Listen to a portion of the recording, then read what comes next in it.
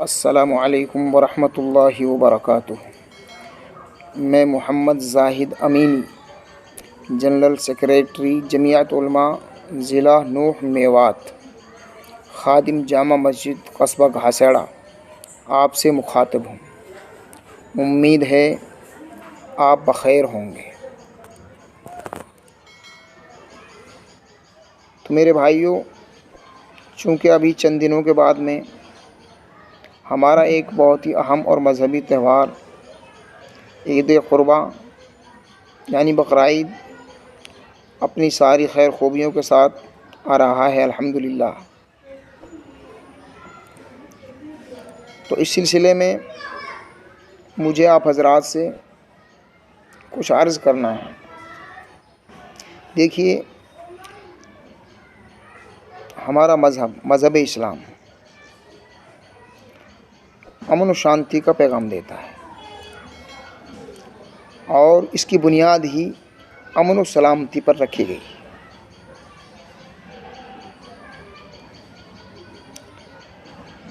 تو ظاہر بات ہے، اس کا خوشی اور غمی منانے کا طریقہ بھی اسلامی ہے۔ ہمارے مذہب نے، ہمارے دھرم نے ہمیں ہر چیز کے متعلق ہدایت جاری کی ہے کہ اگر ہم غمی کے اندر ہیں تو غمی ہمیں کس طرح منانی ہے، اور اللہ نے ہمیں خوشی میسر کی ہے تو ہمیں خوشی کیسے منانی ہے۔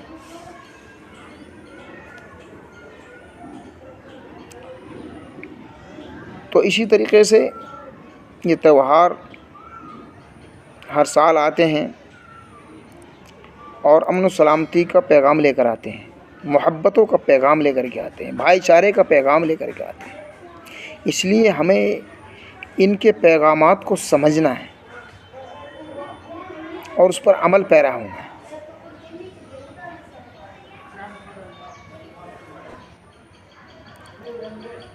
کہ ہمارے اس تہوار کے ذریعے سے محبتیں بڑھ رہی ہوں، امن و شانتی پھیل رہی ہو، بھائی چارہ مضبوط ہو رہا ہو، نفرتیں ختم ہو رہی ہیں۔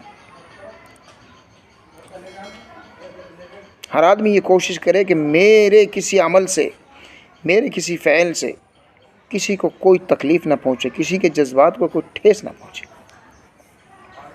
ہر آدمی جب یہ سوچے گا اور اس طریقے سے عمل کرے گا تو انشاءاللہ پھر جو ہے نفرتیں ختم ہوں گی اور محبتیں پھیلتی چلی جائیں گی۔ میرے بھائیوں، مذہب اسلام نے ہمیں خوشی منانے کے دو موقع عطا فرمائے ہیں، جن کو ہم دو تہوار کہتے ہیں، ایک عید الفطر اور ایک عید قرباں یعنی بقرعید۔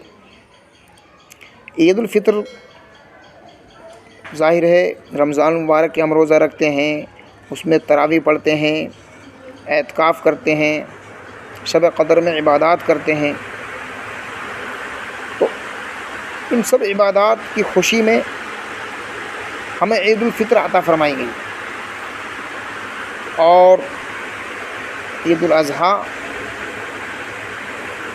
اس کی بنیاد ہمارے جد امجد حضرت ابراہیم خلیل اللہ علیہ الصلاۃ والتسلیم کی اس یادگار قربانی پر رکھی گئی ہے، جس میں انہوں نے اپنے لخت جگر حضرت اسماعیل علیہ السلام کو اللہ کے حضور قربان کیا تھا۔ ہمارے اس تہوار کی بنیاد اس قربانی پر رکھی۔ ہر سال ہمیں یہ تہوار، یہ بقرعید اس قربانی کی یاد دلاتی۔ تو چونکہ اللہ تبارک و تعالیٰ قربانی مانگتے ہیں، لیکن اللہ کے یہاں کچھ نہیں پہنچتا۔ اللہ صرف دلوں کو دیکھتے ہیں، اللہ تقویٰ کو دیکھتے ہیں، اللہ تبارک و تعالیٰ اخلاص کو دیکھتے ہیں۔ اللہ قربانی مانگتے ہیں لیکن لیتے نہیں ہیں۔ اللہ کو کیا ضرورت ہے؟ اللہ صرف آزمانا چاہتے ہیں، اپنے بندوں کی آزمائش کرنا چاہتے ہیں۔ تو میرے بھائی، یہ عید قرباں ہمارے جذبات کا امتحان لیتی ہے،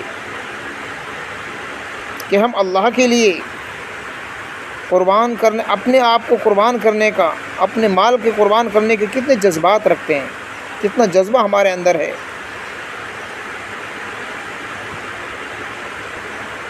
تو اس لیے ہمیں چاہیے کہ ہم ایسے موقع پر دل کھول کر اللہ کے لیے قربانی کریں۔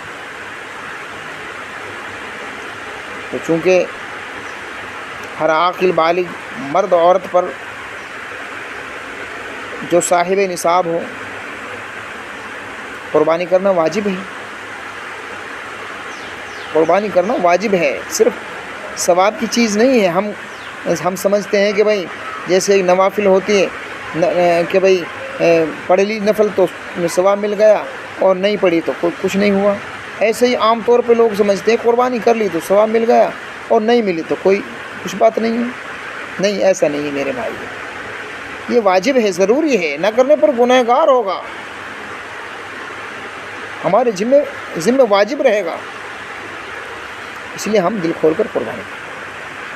لیکن میرے بھائیو، پھر وہی بات میں آپ سے دہراتا ہوں کہ ہم کوئی ایسا کام نہ کریں، کوئی ایسا فعل ہمارے ذریعے سرزد نہ ہو جس سے آپسی بھائی چارے کو نقصان پہنچے۔ تو چونکہ ہمارے میوات کے اندر تقریباً ہر گاؤں کے اندر کچھ ہمارے ہندو بھائی بھی رہتے ہیں، تو ہمیں ان کے جذبات کی بھی قدر کرنی ہے، ان کے جذبات کو ہمیں ٹھیس نہیں پہنچانا۔ تو اس لیے آپ سبھی حضرات سے میری گزارش ہے اور ادباً درخواست ہے کہ آپ قربانی کریں۔ اسلام نے، ہمارے مذہب نے، ہمارے دھرم نے آپشن کھلے رکھے ہیں، متبادل موجود ہیں، تو ایسے کسی جانور کی قربانی ہرگز نہ کریں جس پر ہماری حکومت نے پابندی عائد کر رکھی ہو یا کسی دوسرے مذہب والے کے جذبات کو ٹھیس پہنچتی۔ ہمارے پاس موجود ہیں متبادل، ہم جو ہیں بھینس کی قربانی کر سکتے ہیں، کٹرے کی قربانی کر سکتے ہیں، بکرے کی قربانی کر سکتے ہیں، متبادل موجود ہیں، تو کیا ضروری ہے کہ ہم گائے کی قربانی کریں؟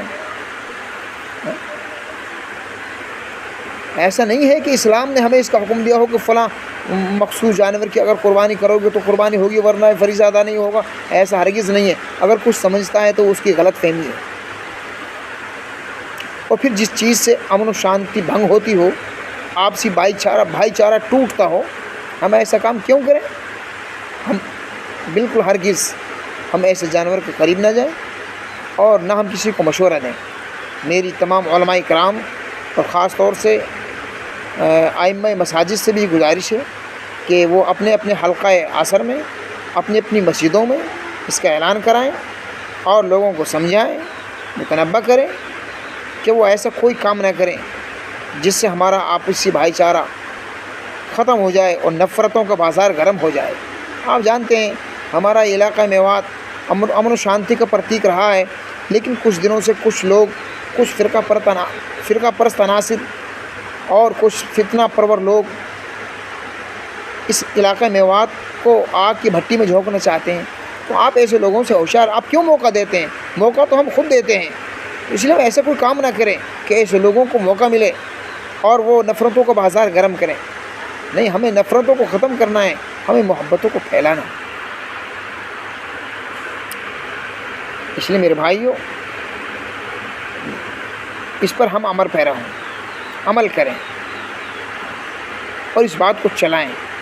اور پولیس پرشاسن اور ضلع انتظامیہ سے بھی میری اپیل ہے کہ وہ اس سلسلے میں ہمارا سہیوگ کریں، ہمارا تعاون کریں۔ ویسے تقریباً کئی مہینے سے ہمارے علاقوں میں جو ہے، کئی مہینے پہلے گاؤں در گاؤں پنچایتیں ہوئی تھیں، جس میں دوسری معاشرتی برائیوں کے ساتھ ساتھ اس کا بھی عہد کیا گیا تھا کہ کسی گاؤں میں گو کشی نہیں ہوگی۔ میرے گاؤں کے اندر بھی پنچایت ہوئی تھی، پولیس پرشاسن کے لوگ بھی وہاں موجود تھے، سب نے عہد کیا تھا اور تقریباً اس پر سب عمل پیرا بھی ہیں۔ لیکن میری پھر بھی آپ سبھی حضرات سے گزارش ہے کہ آپ اپنے اس تہوار کو امن و سلامتی کے ساتھ منائیں، اور کوئی ایسا فعل ہرگز نہ کریں جس سے امن و بھائی چارے کو نقصان پہنچے اور نفرتیں پھیلیں، محبتیں ختم ہو جائیں۔ ہاں، بس میں جمعیت علماء ہند کا ایک عہدیدار ہونے کے ناطے میں نے ضروری سمجھا، آپ حضرات کی خدمت میں یہ باتیں میں نے عرض کر دی۔ امید ہے کہ آپ کو یہ بات اچھی لگی ہوں گی اور آپ سب اس پر عمل پیرا ہوں گے۔ ٹھیک ہے، السلام علیکم ورحمۃ اللہ وبرکاتہ۔